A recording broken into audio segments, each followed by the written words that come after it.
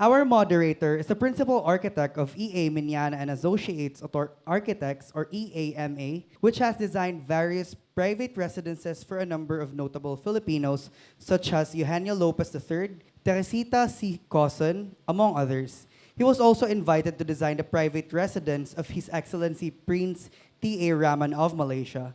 In 1996, EAMA designed a number of presidential villas for the APEC summit held in Subic Bay. Help me in welcoming the principal architect of Emmanuel A. Minyana and Associates, Mr. Manny Minyana. A round of applause. Thank you. Okay. But today, it's really about these four guys, and I actually would like to get to know a little bit more about them, and I'm sure as you guys are as curious yourselves. Right, so the first one to my right is no stranger to me, Willie T. He was shortlisted in the WAF in 2015 or 16. And Willie T. graduated from University of Santo Tomas, Bachelor of Architecture in 2002. And 10 years after, graduated from the National University of Singapore with a master's in urban design. So he now heads a practice in Manila with, if I heard you right, Willie, 90 people? 90 people, 9-0, right? And projects ranging from retail, shops, housing projects to large-scale malls, condos, hotels, and master plan developments. He would, the BCI, what is BCI? So it would consider his company one of the top 10 architects in Asia in 2018. And he has won a few awards, German Design Award for the Bookstop Project's Excellence in Communication Design in 2018. Let me move on for a moment to our next speaker, architect Chad Chuan Rudimol. Okay. See how that just rolled out? Thank you, Chad. Okay. So Chad graduated from, he took his undergrad at the University of California in Berkeley, 1994. And 6 years after, like a crazed student, continued on with masters at Harvard's GSD, or the Graduate School of Design. He was born in Bangkok. And I'm curious, Chat, how many people are in your firm? Just to have a sense of scale. 8. 8 people, okay? We'll go and explore that. So the reason I'm also talking about scale, there's somebody from my office before, is just to figure out that you can also start small and you don't have to be corporate big. And so this can also be inspiring to you. So Chat was born in Bangkok and does different street typologies. I imagine you do offices, towers, building, Wow. interiors. You give me so much credit. Okay. I do houses and small hotels. Houses and small hotels. Hotels as in how many rooms? Like 50, 60. 50, 60 rooms. Small. Right. Okay.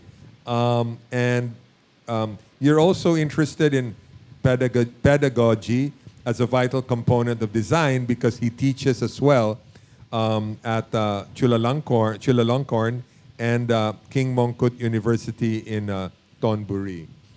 So he's a practicing architect and you might say also an educator. He's hailed as one of Thailand's emerging architects of 2014 and a gold medalist for Thailand's Emerging Architecture Award in 2017. Our next member of the panel is Dominic Galicia from Dominic Galicia Architects. And Dom graduated from Notre Dame University in Indiana in 1988 and took up graduate studies in architecture at Pratt Institute in New York. Dom is a practicing architect, but is also very much interested in cultural heritage, being the past president of ICOMOS, which is International Council for Monuments and Sites, from 2014 and 2015, was vice president of the Heritage Conservation Society, and has also designed our National History Museum in near Rizal Park. You know, the one with the dome and that beautiful lattice. So that's Dom Galicia. Dom, how many people do you have in your firm for some form of reference? Hello. Right now we are. Well, it varies from 8 to 10. Actually. 8 to 10. Yes. Okay. Our last but not the least, our last member of the panel is Carlo Calma, who's the principal of Carlo Calma Consultancy. Carlo, I guess you would be the youngest here, is a visual artist and architect. He graduated from California College. No, he took up 3 years in California College of Arts in San Francisco. I imagine that was fine arts and the visual arts. And then you decided you wanted to be an architect and shifted to the Architectural Association School of Architecture in London. Yeah, and you graduated in 2009. So Carlo is a design consultant at his his construction company, Multi-Development and Construction Corporation.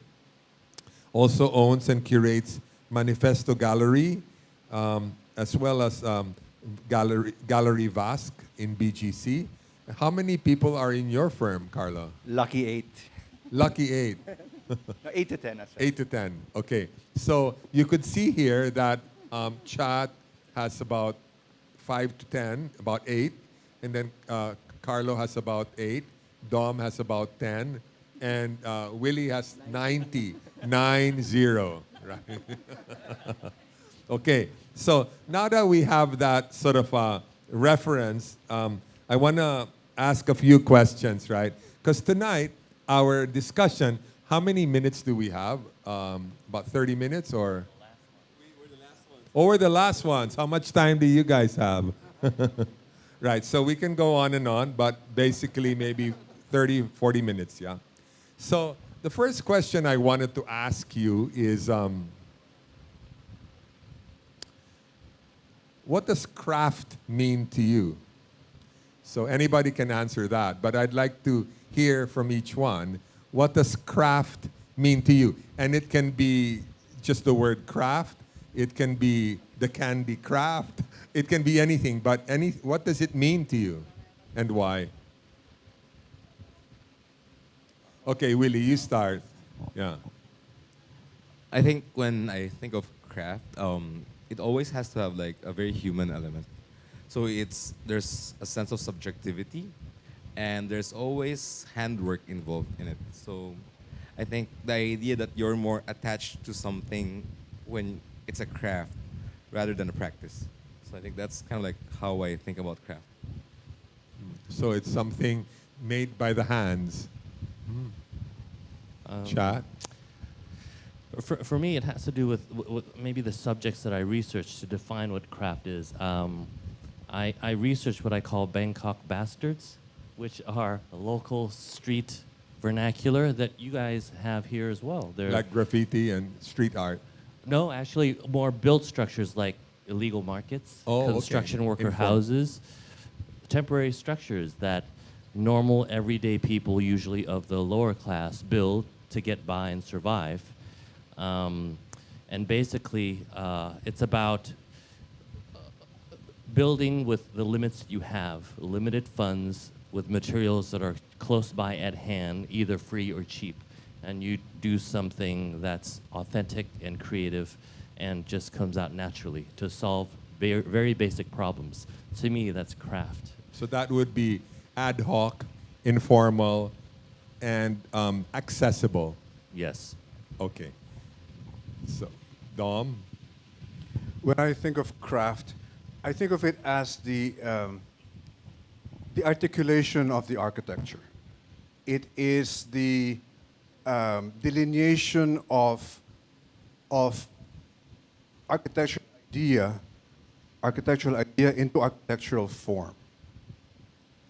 It is the transformation of idea into form. And therefore, So actually, it's craft is the increasing articulation of detail in the process of project. okay, so that the basically the articulation of detail that enhances and invigorates your architecture. And yes, enhances, invigorates in the form of, I mean, in a word, expresses. Okay. Yeah. So an increasing expression. Increasing expression, yes. Carlo? Well, craft for me, maybe let's go straight to architecture. So architecture craft for me is really a manipulation of a material. So let's say wood per se. Let's say wood is how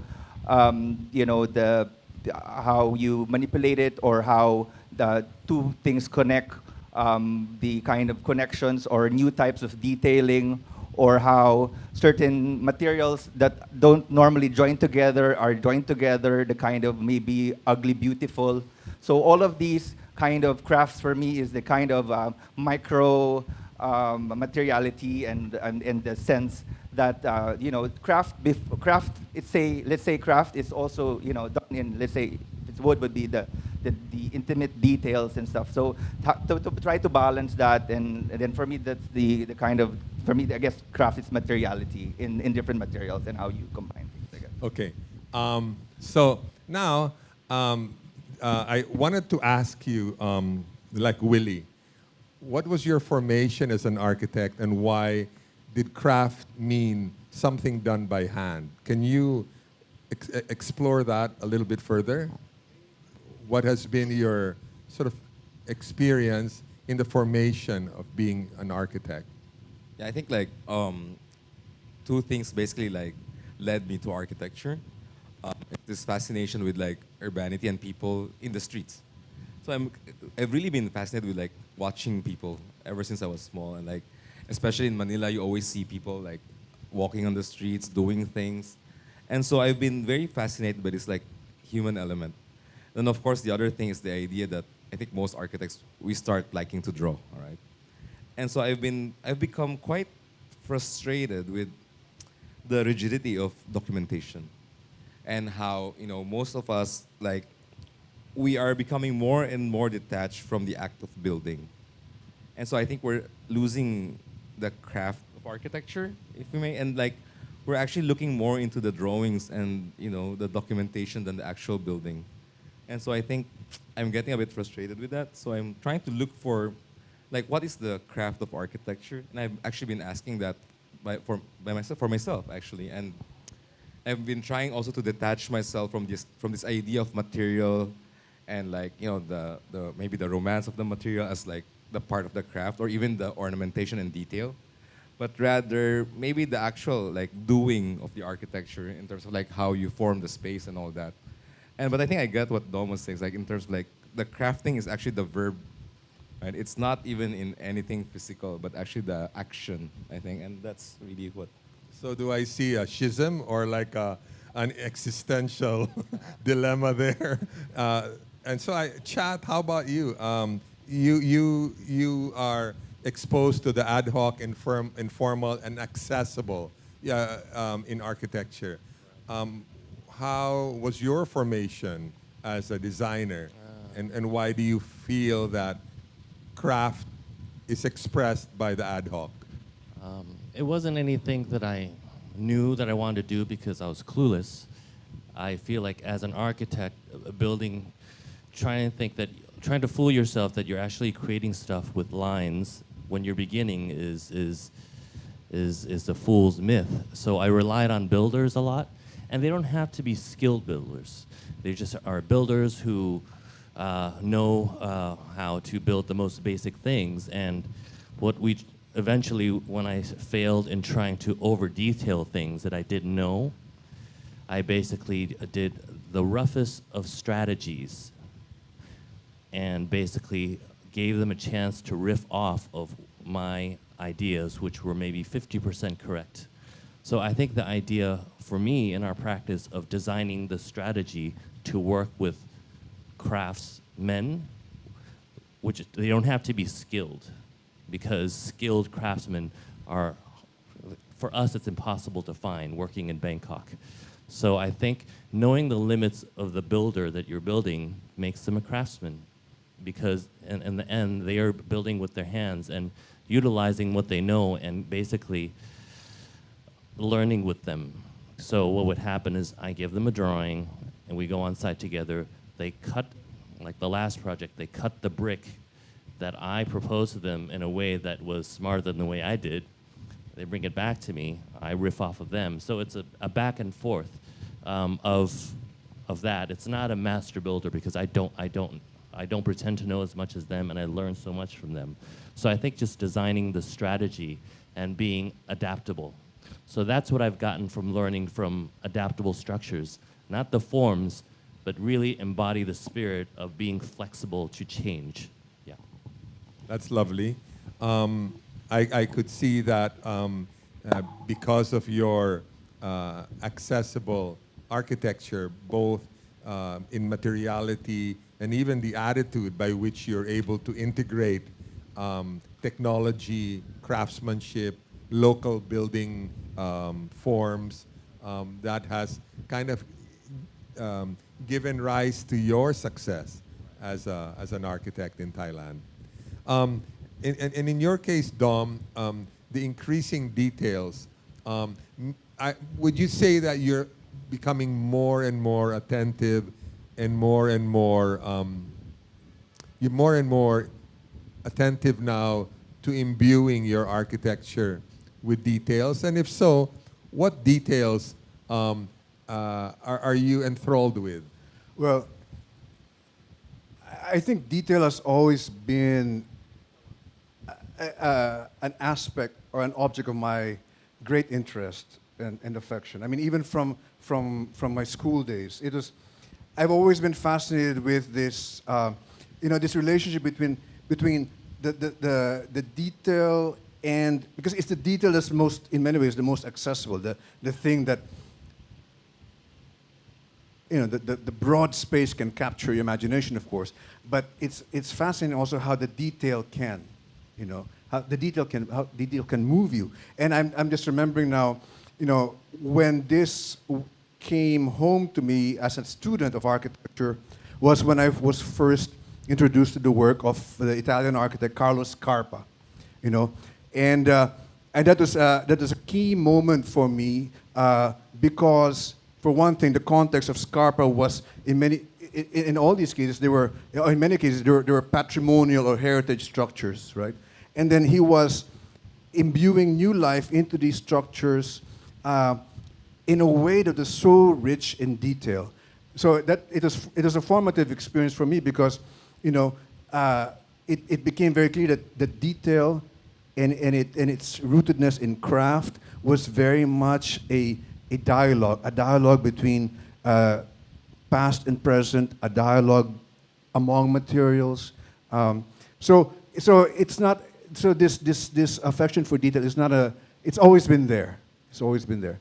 But can I just touch on something that Chat said earlier? I found interesting because when you were talking, because what you're saying is absolutely correct about the role we as architects play in the craft of architecture, if you will, because in the office it's very much we talk, we dialogue, we lead a project, and then as the project progresses, when we go to site, it's also that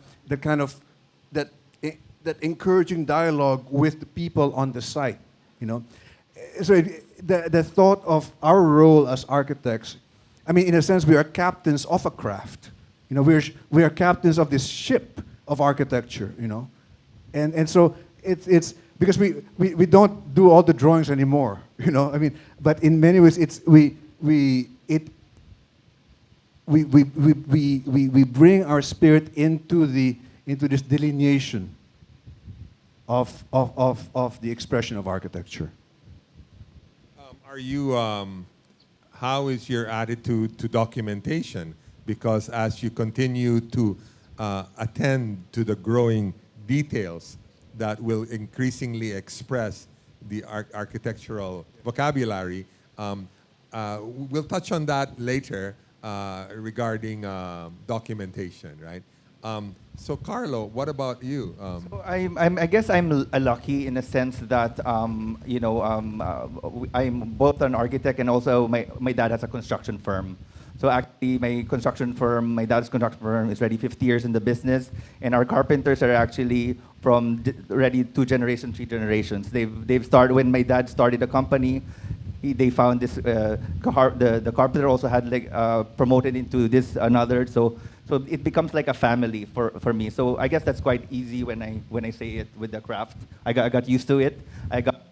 But also I feel like let's say I would want to share my experience with Infinity House, which is I was building for my dad, and one of the questions there were, it was also not so sustainable because it's not prefab, it's not like this.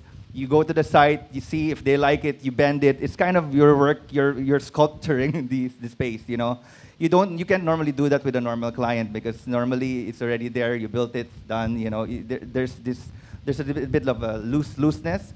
Of course, I was lucky to have experienced that looseness. But for me, that's why to answer that question. And the second is the idea of drawing. So for me, I feel that everyone already would know, would probably know just to do already the basic plan sections, elevation sections, and all of these things. And so for me, the idea of the sketch for me is when the hand touches the mouse, and then you manipulate in different softwares, and you do the kind of analog and digital. Maybe you should not just get the Pantone color there. Maybe you should put a brush, put a little bit of the thing, scan it, put it back to your drawing. So this kind of it's a creative process. I believe that you should have a good architect should be able to have his own style of drawing. Whether if you want to make your drawing look like Minecraft or stuff like that, just be authentic of how you want to draw. And because drawing is just a tool to really express a concept, no? So you can also change your drawing style based on what the concept is. So because I think that is also the beauty of drawing, the kind of perfect acts of architecture. And so for me, I believe the creative process as you go along. I mean, I've done a drawing before wherein it's a drawing for 1 month, and I started off just masking tape and cut it. The 2D becomes a 3D, all of these kind of things. And then now there's this beauty of layers of the drawing in 1 month. And sometimes it's not that perfect. And actually, for me, that crudeness is kind of nice. The process of that mistakes and failures become also nice. That's architecture for me, and that's craft. Can I inject something? I think it's really interesting. It brings up a point that's been something that I've been thinking about, and I think there's an inherent problem in the idea of what architects nowadays think of craft. There's this, because when you look at craft, you think the ideal is you go to this vernacular house and they have this wood carving or whatever. It could be a piece of rattan that's been used as a fish net that's been created and repeated thousands of times to serve a function, right? Or a certain detail in a town that has been used not in just one house, but many houses to create kind of a whole world of ornamentation. Our culture right now, we do one project, we do a specific type of detail, and now we have to move on to the next thing because we can't repeat what we've done, no matter how great it is. That's the inherent problem in craft today. Because this culture of speed, craft, the real good craft that we really respect, took hundreds of years to build. A repetitive wood carving paneling. And I use craft and I use the word ornamentation, which is, to me, is not a four-letter word. It's something that should be embraced, but because of the age of modernism, you feel like it's superfluous, but it's not. I think that's something I want to throw to the colleagues here too, is this pace, this fast pace of you have to create this innovative project that nobody's done before, a detail nobody has ever done before, and once you finish something you think is, wow, this is my great work, you have to move on to the next one. That contradicts what craft is to me. That builds on top of it. I would like to raise some hell. Well, I don't think that a detail, because, you know, in many ways, the role we play as architects, I mean, it's rooted in the fact that we have ideas and reactions that we want to express in architectural form. And I think if you look at the work that any of us do, there are going to be explorations that will emerge and reemerge. So I think that you can still do great architecture, I think, without fear that you're repeating yourself. Because sometimes you might end up repeating yourself because the question remains the same, and the urge to answer the question remains the same, and the repetition of, you know, which takes form in different ways, is not necessarily a literal one either, you know. So I wouldn't worry about needing to make it new each time, because, you know, invariably, it is always new each time. You know, it's always new each time. So I was listening to you guys, and I was just saying, you know, I was compelled to go on Google and check what this craft word actually means. So, and it says here, if you check the word craft, an activity involving skill in making things by hand. So in my own practice, I enjoy going to, let's say, places where they have hand carving and stuff, like, for instance, to explore in the recent past, jars and stuff from Ubud. I go to Bali and I get volcanic jars. And lo and behold, maybe 6 years ago or 8 years ago, I would find beautiful clay pots, hand carved in the, you know, in the mountains of Bali. 3 years ago, it was all precast and prefabricated, because there would be more money when things are done prefabricated. So which brings me to this provocative question about the hand. One has to strike a balance, right? Because some people have a more formal approach to architecture, perhaps as a corporate business, like in Willie's case, and some, maybe like Chat or Carlo, I imagine would be more informal and more boutique, so that you can explore the manipulation of wood and ceramic and stuff like that. In the case of Dom, you do institutional work too, right? Like, corporate buildings or corporate structures, warehouses and stuff like that, apart from a museum and stuff. So my curiosity here is, from your perspective, do you think that craft comes about once in a blue moon, or even in the corporate setting, you will find occasions for craftsmanship to take expression? And how does that get articulated in your corporate setting? And do you worry about how you manage your time and your office management and stuff like that? Or are you informal and you take your backpack and then, so how is your, the question basically here is, what is your design creative process from the moment the light bulb comes on until you involve craft?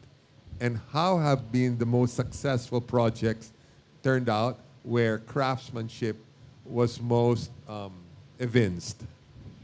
Yeah, I think well, at least for me, I'd like to separate the craft from the product. So we're talking about like repeating details and repeating gestures and all that. But that's like saying like the craft of, let's say, leatherworking. It's not about what you actually produce, but it's in the making, right? And so if you keep, let's say, doing different things all the time, you're still doing architecture. And the craft there is in the actual practice of exploring new ideas, right? So you just keep, so that's the repetitive thing, the rethinking yourself, the reimagining. I think that's the one that is kind of like repeating, but the end product does not have to be like repetitive, right? And so I think the idea of like associating ourselves with the actual product versus like the act of doing architecture. I think the process of architecture. Yeah. And so I think I identify more with the process because that's for me the more interesting part of it. And whatever comes out, whether it's a big building, a small building, like a developmental work or corporate work, I think it's all the same because the interesting part is in the process and not the end product. So how do you use your hand for big projects? Like obviously, how do you engage computers and models? And do you have a repartee between the software and the model before you decide? That informs your thought process. Since we're in the line of process and design, how do these other collateral steps inform your process? I haven't really done CAD work or SketchUp or any software or modeling in a very long time. So I modeling. sketch, I notate, I write, and that's basically the extent of like me working on a project most of the time. And so it's really from that's why I'm enjoying the idea of like deleting the idea of documentation and just doing the idea and the sketch and the build.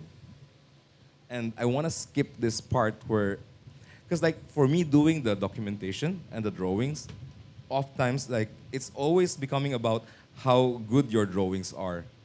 So we're actually losing our way because then we're focusing on the drawings rather than the end product and trying to make sure that these are followed or what. So I'm kind of trying to imagine architecture without this middle step right now. Would you consider documentation as part of the craft of architecture? I think the craft of architecture is in the thinking part. And so Okay. I don't know, but at least for me, that's the part. Okay, you can debunk that. For us, documentation is an essential part of the process because when you break down the project, I mean the way it's brought, schematic design development, construction documents. I mean those different phases are actually convenient ways of the definition of the articulation of the form, and because in our firm, for example, we're very much a team, and the documentation, the act of drawing, whether it's beginning with a sketch or with the model and moving on to the computer drawings, these are all environments or platforms for collaboration. It is in the format of for example a drawing on the screen that we're able to engage in a dialogue in this craft laden or craft rooted dialogue that enables the deeper materialization of the form of the project. So yeah, it's a continuum. It's a continuum of the design process. I really like what you said about ornamentation. Actually, for me as well, I'm always studying like also vernacular and histories.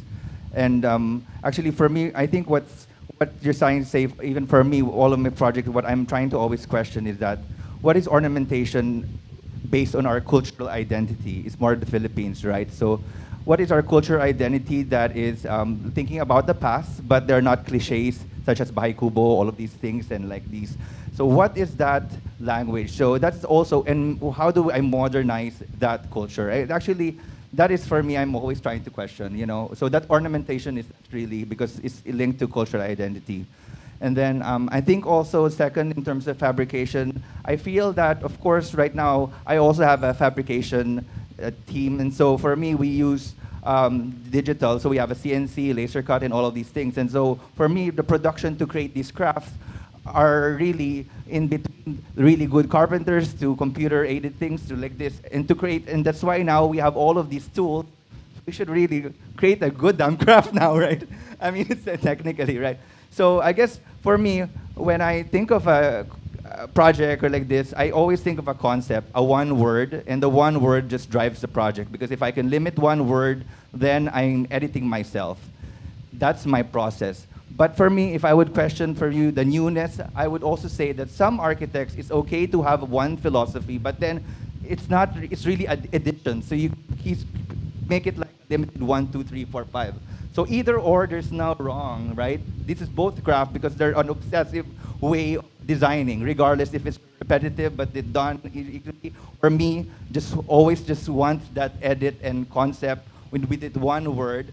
And I just also just always inspired by everyday things, you know, like I eat potato chips and maybe that could be a building, or you know, santol, I carve it, and then maybe I stack the santol, I carve it out, and you know, but these things. So I'm trying to always root our cultural identity, which is kind of like process and concept based. And I guess that's what I wanted to share with you guys in terms of process. How are we in time? 9 minutes. Huh? 9 minutes. 9 minutes. Are we 9 minutes? Yeah. No, I mean, it's as long as we want. No, I mean, in my practice, for instance, I mean, yes, I love what's Filipino, but I find it really tragic if I have to be sentimental Filipino. I kind of like to move it forward and to understand that, you know, we had some little contribution to see things in a contemporary way. After all, that is what life is about. It's about evolving and creating something new that is an expression of contextually your time. But having said that, when you travel, what are you drawn to in terms of craft?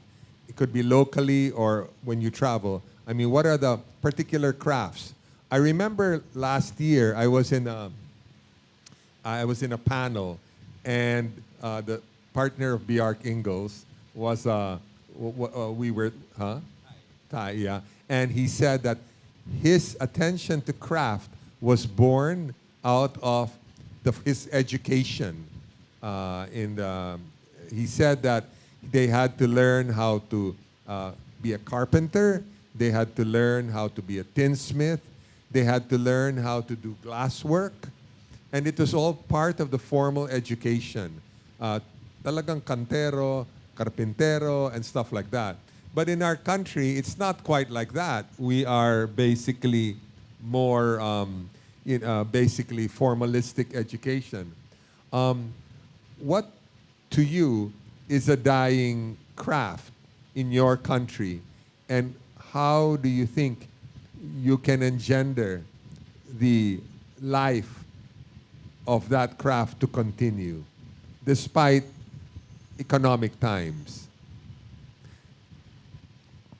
I think it's a matter of strategy. I think a project can be done in the same amount of time, either top down or bottom up. I think. I was just talking to BC about this yesterday at dinner, where, let's say if we want, what draws me when I travel is I hardly ever go to see capital A architecture. Architecture with a capital A. Because I have a family too, because they're not interested in capital A architecture. They either want to shop or they want to walk. So I see whatever I can on my wife's tour, which may not lead me to capital A architecture, but what draws me is architecture that is you could see that it was dynamically and organically shaped. Every window doesn't have to be placed perfectly in a line in a grid. There could be variations of height according to situations or people, which is really what craft is from your definition. It's the hand. If you do a wall of clay, one wall will not have the same exact texture as the other one because it's a different indentation of fingers, just like an elevation of an organically crafted architecture will not have the same rhythm all throughout. So, Chat, do you actually breathe and eat architecture every day? Like, is it organically woven to your life? Or that you are 8 to 5 in your office and then by 9, or I mean, after office hours, you know, you're completely with your family? Or do you weave in and out of the experience of architecture in your practice? Because I don't even think of it as architecture. As soon as I step down these steps, this is all architecture to me. When I step into that street, the rickshaws, the shop houses, that to me is already architecture. Rather than, oh, I have to go see that architecture there. That's how I think I've changed when I graduated to now. So what's in your brain now as you speak, and what are you dying to design in your next architecture project that has inspired you in being in Intramuros, for instance? What has provoked your fancy in the last day? I'm glad you asked, because I want to go to the market where they sell these sewing machines and bicycles that we drove past today. It's, do you know, the second-hand market? Evangelista? Yeah, which is close Meron ba by. kayong alam? That's it. That's where I want to go today. Why is that? Because it's exactly what I just described to you, where it's organic. Life just happens, and this architecture is a result of that, and I see beauty in that. Are you going to use it for decorative? I was going to sketch it for the lecture tomorrow. Okay. This is what I do when I go do lectures. I take one day to find what I call a local bastard.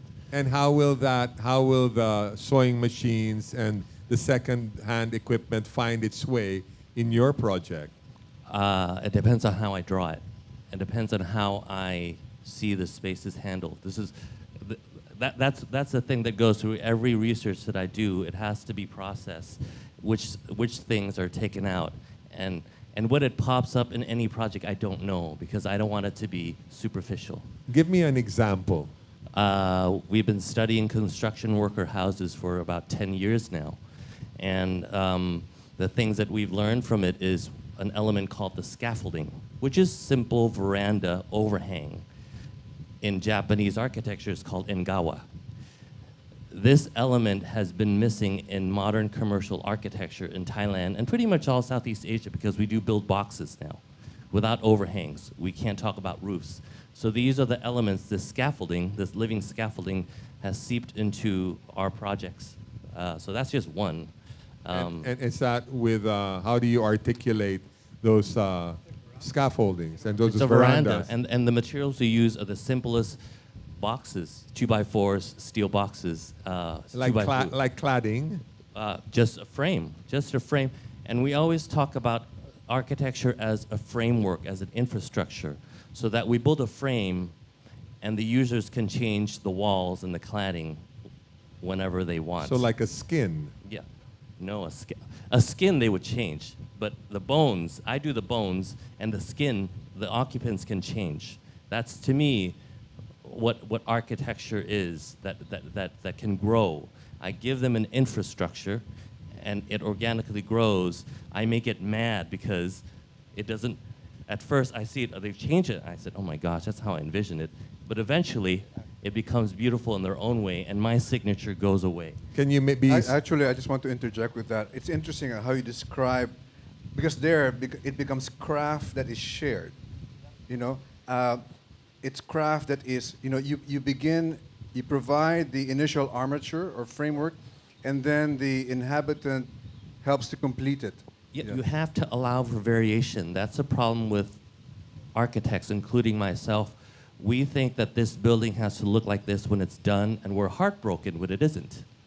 But life doesn't work that way. But what you're describing also is actually some of the most interesting housing that's socialized housing that's been done in the world, like, you know, Right. in the 80s and early 90s, no? I mean, especially like in South America. Or, Right. And you just described vernacular architecture. That's vernacular architecture. They don't have a plan in mind of a finished product. If they have to do an extension of a bedroom, they don't give it a second thought. Where we do. So when you have the framework, can you give me a specific typology?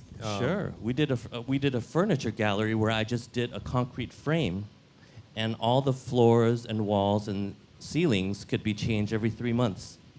And I took myself out of that equation where I expected to change rather than it being a finished product. But I still got mad the first time I changed it because it's architected me where I wouldn't have used that cladding, but they did. And then eventually you start to appreciate, oh, it's the organic changeability that you're allowing it to move and change. That's the beauty of architecture for me that I've learned, the lessons that I've learned the hard way. So it's a furniture. It's Showroom. called Kitchenette. So it's a kitchen built-in furniture showroom. So there are 12 different showrooms that are expressed on the outside as storefronts. So they have to change the interiors, cladding as well, if it fits that particular cube of colonial kitchen or modern kitchen. And in the end, that's, you let it go. You just have to learn to let it go, which is hard. I still can't do that.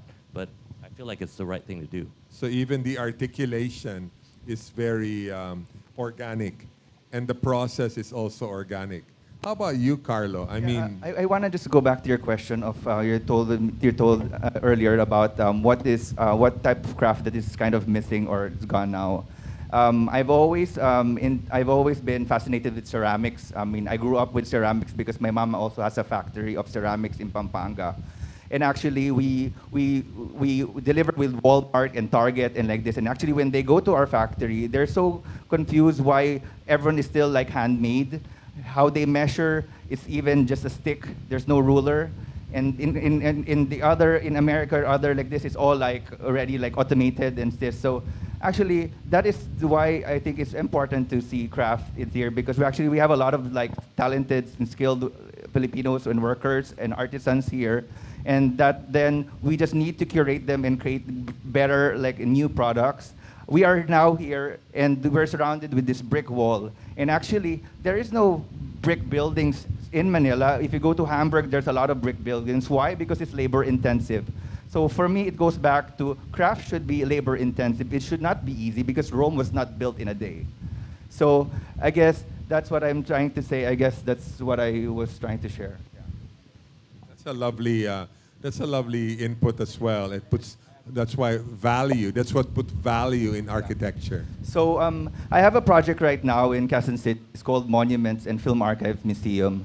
I had this romantic idea about it, and so we are starting now to dig, to excavate. And it's actually, so one of the portals there, I plan to get the soil and use that bricks to clad the wall. It's a kind of romantic cycle, actually, that actually the plot that is sitting is like the terroir of the wine, that the land is actually the building. It's a kind of romantic thing, I think. It's actually then goes back to real craft, I think.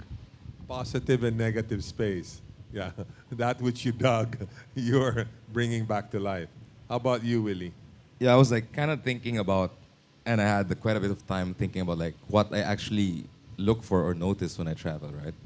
And I realized that I actually like to look for what people are doing in terms of like people sewing, people just like selling stuff by the street, like making things. So I think I'm more obsessed with the doing than the actual end product. And sometimes it actually shows in what we do in terms of like, we're not so particular about materiality also. And we're not very particular about material. And actually, I really want to do architecture that can be finished or done where you can disregard what material even is, actually. And I don't know why, but I've always been more obsessed with the doing part. Moving forward about doing in your career or in your practice of architecture, and with technology and with the computer and with sustainability and all these halos about how life would be sweeter with these qualities, where do you want to move your architecture, and what is the value you give craft moving forward? Or better yet, do you think craftsmanship or craft will only come about because you have a customer that aligns with you at the right place at the right time? Or I guess in the case of Willie, yours is a process. You're not concerned about materiality. You're concerned about the strategies you put each and every day into the concepts of your work. And I see that everyone seems to share that because architecture is strategic. Everybody has to have a clear point of view. You know, the purpose of craft, as I see it, really is to conspire for everything in design, to conspire to a specific moment when another person encounters the space or the form that you created. Right?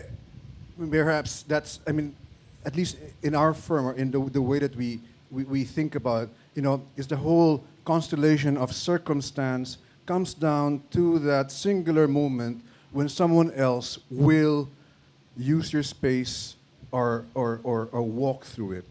And so the craft is in the, it's a whole varied scenario of possibilities. I mean, it's materials of different sorts. It's how materials come together. It's form. It's proportion. But the goal, if you ask me, of our craft is to move another person. So you can see that there's so many layers in the interpretation of craft. Finally, how can craft be transferred from one generation to the other? Okay, 1 minute, just 1 minute, whatever it means to you. Excellence in architectural process, or keeping yourself loose and cool. I think this is the last this is question. a transfer of knowledge. It's creating awareness about diversity of thought about what's possible, and so I think, you know, that's why we do this also, right? We want to share our ideas also with each other and with, you know, other people. So I think this is also part of the process, you know, of how things get better, because there needs to be a progression, and the next generation must build better than us. So, And intelligent architecture is a craft.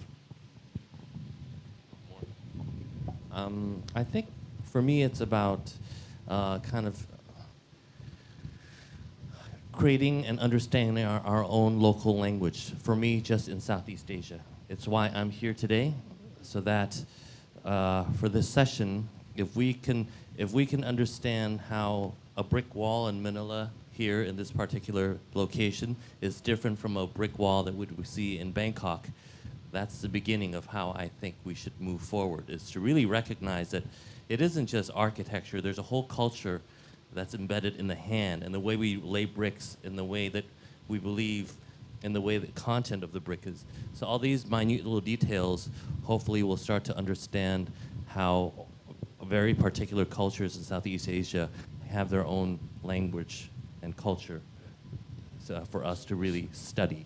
I think it's and also important. very interested in subcultures. Yeah. I think it's similar to what was been said earlier. It's a stewardship of the context. If we're able to admire the brick in this environment because it's here, right? And I think we should see ourselves as stewards of what we have now. You know, we preserve what's best from the past. We create the best that we can of what's new, so that, in answer to your question, the future can have something to look back to and learn from. Okay. And thank you. That's the question. Ano ba- Actually, going back to there, you're telling us, actually, I just need to have rich clients to be able to build that. Boy, did you get me? Because if you really think about it, like all of the buildings in Arab countries, they're able to really create I guess, yeah, I guess going back to, I guess, the wall, I guess, like this also for me, yeah, like with the tools now, we can, create like new tiling and stuff like that with it. So I guess for the next generation is I guess like that is to really just experiment, continuously experiment. Really, I guess that's my one-liner.